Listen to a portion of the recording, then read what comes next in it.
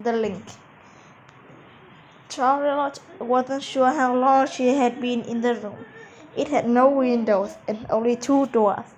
She found that she could get out of bed and walk out around when Archie wasn't there. She couldn't open the door that led outside, though.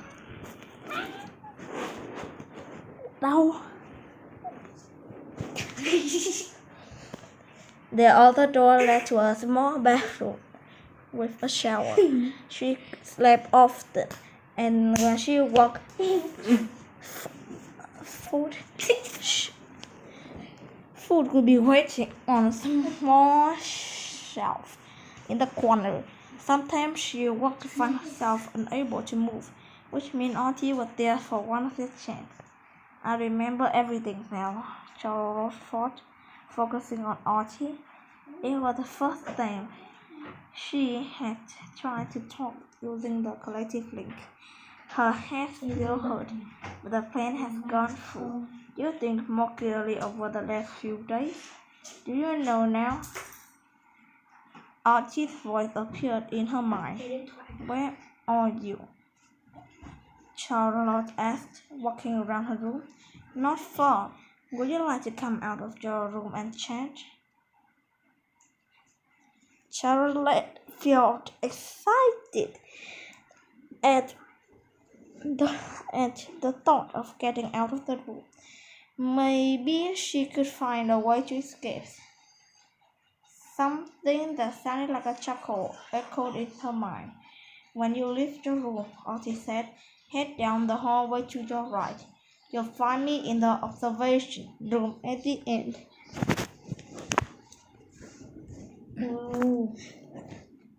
As she came closer, the lodge door slid open. A flashlight of blue light covered the opening. It tinkled when she pressed the hand against the solid as steel. She wouldn't be getting out that way. She turned around, and she made past her room again and down the hallway. As she walked, she passed a few other small doors that didn't open. She wondered if the aliens were doing tests on other prisoners as well. At the end of the hall, she came to another large door that opened. She reached out with her hand to feel for a shield, but it passed through easily. The window continued inside the room to her left. She could still see the hill and grass. Archie was standing with his back to her, still wearing the same red robes. Alien didn't move when she entered. She was staring at the bright light beyond the windows.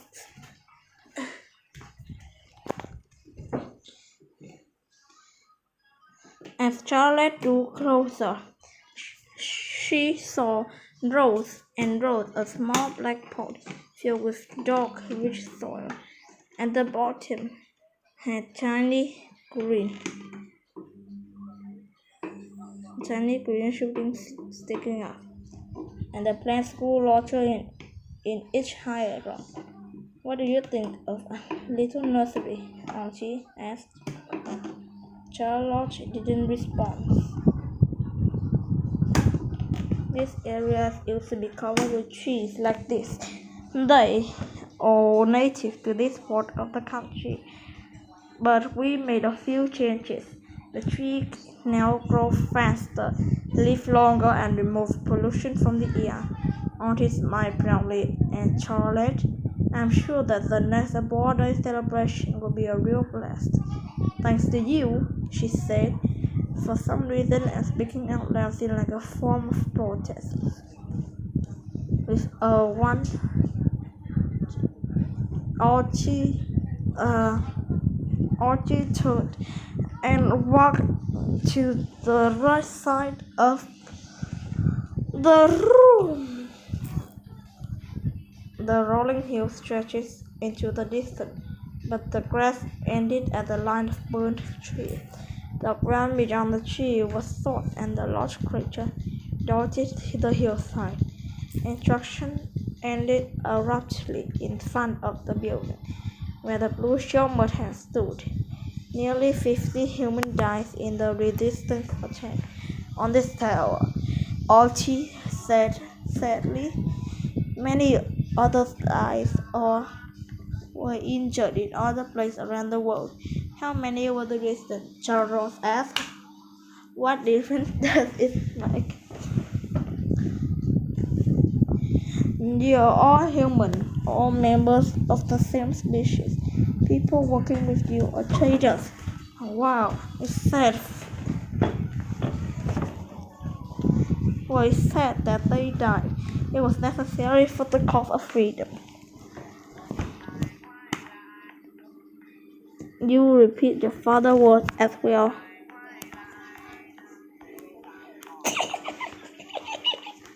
Charlotte, but I wondered if you truly believed.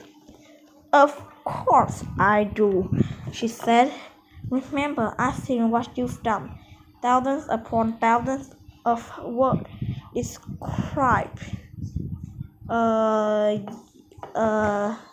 thousands of words destroyed in so many ways. It's terrible, and you're not going to do that to Earth. Archie flashes over smile. I think you need to search those experiences again. See what really happened.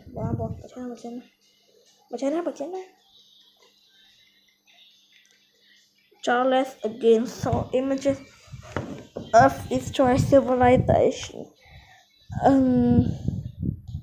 Wait a minute. Nothing showed the collective actually caused any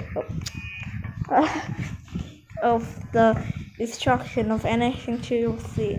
That didn't prove anything, however. Planets with life are rare, but the universe is so big that it has fathom. This galaxy alone has more than 100 billion planets, similar to your own. It's only now, however, that your species is making contact with the beings from another world. Archie's voice echoed her brain. Why do you think it is? Charlotte found it a little hard to speak with much destruction running from far.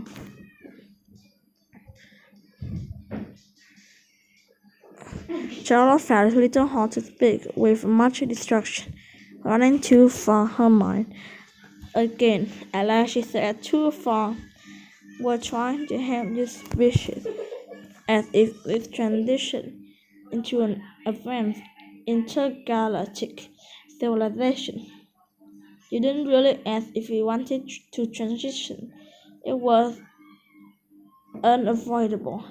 As you know, we've seen this happen many times. Always end the same way with your power source. Uncontrolling the consumption, overpopulation, and complete discourage for the environment. We would have destroyed yourself. We couldn't allow that. How do you know? Charles snapped. Maybe a transition of your own. Besides, who gives you the right to decide? We're free to destroy ourselves if we want. There's always a chance of natural transition. Yes, but half from the collective generally increase chance of natural transition. The chance of success. You're free to destroy yourself, except you take everything else with you. The loss of alien habitat planet is a tragedy. So the answer is to surrender. You take over and give up our freedom. Just accept that we are slaves and might burn ourselves out. I'm not sure that it's fair trade.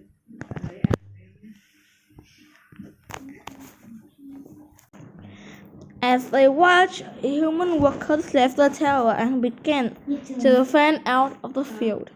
Some carried bags of seeds and scattered in front of them. Others had shovels and saplings ready to be planted. It's a matter of perspective, Archie said. You won't win. It's not about winning. It's about survival. You may come to see that soon, however. As much as I have enjoyed our talk, you need to return to the room to rest. Tomorrow, we'll do a second production.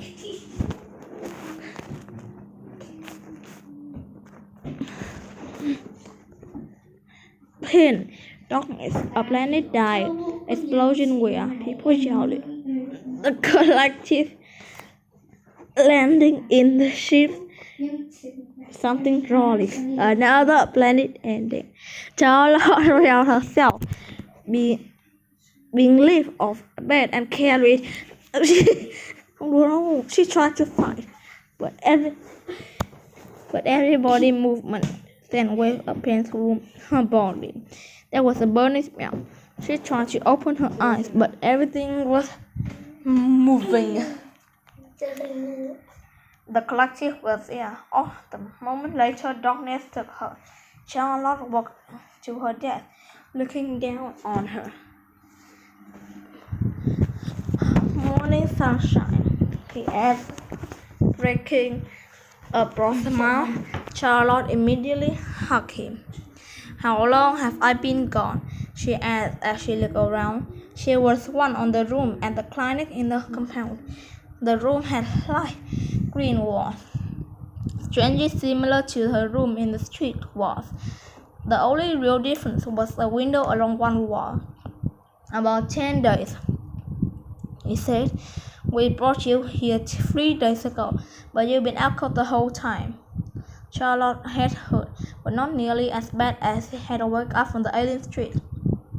She couldn't remember much of what happened after her talk with Archie in the observation room.